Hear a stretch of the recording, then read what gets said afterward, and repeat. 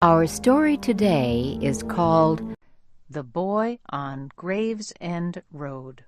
Kelly Ryan was making dinner. Her 10-year-old son, Benjamin, was watching television in the living room. Or at least she thought he was. Benny boy, do you want black beans or red beans? Red beans, Mama. Don't do that, Ben. You scared me half to death. You're gonna get it. Ben had come up quietly right behind her. Oh, I'll get back to you, you stinker. Kelly goes to the phone, but as soon as she lays her hand on it, the ringing stops. How strange. Oh, the beans. Kelly turns her attention back to cooking. As soon as she does, the phone rings again. Honey, can you get that? Hello? Oh, hi. Yes, I remember. Sure, it sounds fun. Let me ask my mom. Can you hold? She might want to talk to your mom. Okay. See you tomorrow. Ben, your rice and beans are on the table. Let's eat. So, what was that call about? That was Wallace Gray. You know him from class? He wants to play tomorrow. Can I go home with him after school? Please, Mom. I get bored around here waiting for you after work. But I don't even know his parents. Maybe I should talk to them. You can't, Mom. He was with his babysitter. He said his parents wouldn't be home until late tonight, and they would leave before he went to school in the morning. Please, Mom. Wallace lives right over on Gravesend Road. It's a 5-minute walk from here. Please? Well, okay. What's so great about this guy anyway? You've got a ton of friends to play with. I know, but Wallace is just different. He's got a lot of imagination. The school week passes, and Ben starts to go home almost every day with Wallace. Kelly notices a change in her son. He seems tired and withdrawn. His eyes do not seem to really look at her. They seem lifeless. On Friday night, she decides they need to have a talk.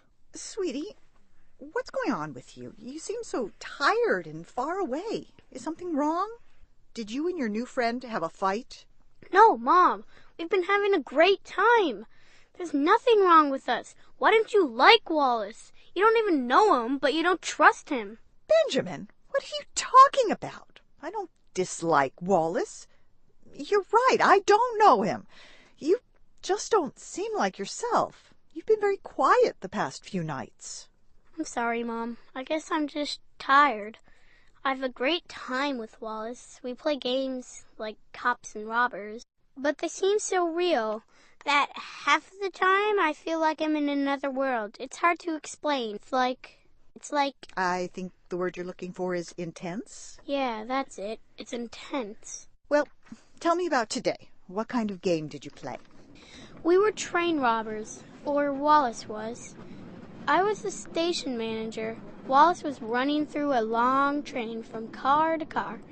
He had stolen a lot of money and gold from the passengers. I was chasing right behind him, moving as fast as I could. Finally, he jumps out of the train into the station to make his escape. But I block his path. He grabs a woman on the station platform. She screams, "No, no!" But he yells, "Let me through or she dies." So I let him go. What happened then? Well, that's what was weird and, like you said, intense. Wallace threw the lady onto the tracks and laughed. He said that's what evil characters do in the games. They always do the worst. Later, after Ben went to bed, Kelly turned on the 11 o'clock news. She was only half listening as she prepared a list of things to do the next day, on Halloween. Okay, let's see. Grocery shopping, Halloween decorating. Oh, the dog's got to go to the groomer. I've got to go to the hardware store, clean up the garden, and instantly. Reports say it appears she was pushed off the station platform into the path of the oncoming train. No. It happened during rush hour today. Some witnesses reported seeing two boys running and playing near the woman. but police say they did not see any images like that on security cameras at the station. No, In other it news, can't be. there The was station more is trouble today an hour as away. workers They protested couldn't have gotten there. outside the Hammond How power could plant. they? It's just a coincidence. The wind blew low and lonely that night. Kelly slept little. She dreamed she was waiting for Ben at a train station. Then she saw him on the other side, running with another little boy. It must be Wallace, she thought. The little boy went in and out of view. Then, all of a sudden, he stopped and looked across the tracks directly at her. He had no face. Saturday morning was bright and sunny, a cool October day. Kelly made Ben eggs and toast and watched him eat happily. You know, Benny boy, a woman did get hurt at the train station yesterday. She actually got hit by a train. Isn't that strange? She looked at Ben. What do you mean, Mom? Well, you and Wallace were playing that game yesterday about being at a train station. You said he threw a woman off the platform and she was killed by a train. Kelly felt like a fool even saying the words. She was speaking to a 10-year-old who had been playing an imaginary game with another 10-year-old. What was she thinking? I said we played that yesterday? I did? No, we played that a few days ago, I think. It was just a really good game. Really intense.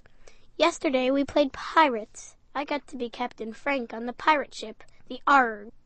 Wallace was Davy, the first mate, but he tried to rebel and take over the ship, so I made him walk the plank. Davy walked off into the sea and drowned. Wallace told me I had to order him to walk the plank. He said that's what evil pirates do. Well, I guess he's right. I don't know any pirates, but I do hear they're pretty evil. So can I play with Wallace today when you are doing your errands? Please, Mom? I don't want to go shopping and putting up Halloween decorations. Oh, whatever. I guess so. I'll pick you up at Wallace's house at about 5:30 so you can get ready for trick-or-treating. Where does he live again? Gravesend Road. I don't know the street number, but there are only 2 houses on each side. His is the second one on the left. Okay, I can find that easy enough. Do you still want me to pick up a ghost costume for you? Yep. Oh, and guess what, Mom? Wallace says he's a ghost, too. I suppose we'll haunt the neighborhood together. Everywhere Kelly went that day was crowded. She spent an hour and a half just at the market. When she got home, decorating the house for Halloween was difficult, but finally she had it all up the way she wanted. Oh, gosh, it's 5 already. I don't even have Ben's costume. She jumped into her car and drove to Wilson Boulevard. The party store was just a few blocks away. Kelly soon found the ghost costume that Ben wanted. She bought it and walked out of the store. Hey, Kelly, long time no see. How's Benjamin doing? Eileen, wow, it's great to see you. How's Matt? We've been so busy since the school year started, we haven't seen anyone. Oh, Matt's good. I mean, he broke his arm last month, so no sports for him. It is driving him crazy. But at least he's got a lot of time for school now. That's good, yeah. Anyway, Matt was wondering why Benny Boy never comes by anymore. We saw him running around the neighborhood after school last week. It looks like he's having fun, but he's always alone. We don't need to set up a play date. Ben should know that. You just tell him to come by anytime. Wait a minute. Alone? What do you mean, alone? He started playing with a new friend, Wallace somebody, after school. Like, every day this past week. Ben hasn't been alone. Wallace Gray, that's it. Do you know him? Does Matt? Oh, Kelly, I'm sure he's a fine kid. I don't know him, but don't worry. Ben's got great taste in friends. We know that. I'm sure he really wasn't alone. He was probably just playing hide and seek or something. I didn't mean to worry you. I guess everybody's on edge because of what happened to the Godwin boy this morning. Kelly suddenly felt cold and scared. What Godwin boy? And what happened to him? She was not sure she wanted to know, but she had to ask. Frank Godwin's youngest boy, Davy, the 5-year-old. You know Frank, we call him Captain. He used to be a ship captain. Well, this morning, the rescue squad found Davy in Blackheart Lake. They also found a little toy boat that his dad had made for him. Davy and his dad named it the Arg. Davy must have been trying to sail it. It's so sad. Wait, he's dead? Yes, Davy drowned. Where's Blackheart Lake? It's right off Gravesend Road, right behind that little cemetery. That's why they call it Gravesend. Kelly, where are you going? I've got to get Benjamin. Kelly raced down Main Street. She had no idea who Wallace Gray was, or how he was involved in any of this. But she did not trust him, and she knew her child was in danger. Finally, she was at Gravesend Road. Only 2 houses on each side. She remembered what Ben had told her. Right behind that little cemetery. And what Eileen had told her. Kelly got out of the car and walked down the street. She looked around. It's the second one on the left. She could see the lake. Some fog was coming up as the sky darkened on this Halloween night. But there was no second house. Instead, what lay before her was grass and large white stones. The cemetery. Kelly walked through the gate into the yard of graves. Ben? No answer. She kept walking. Ben! Answer me! I know you're here. Again, no answer. But the wind blew and some leaves began to dance around a headstone. Kelly walked slowly toward the grave.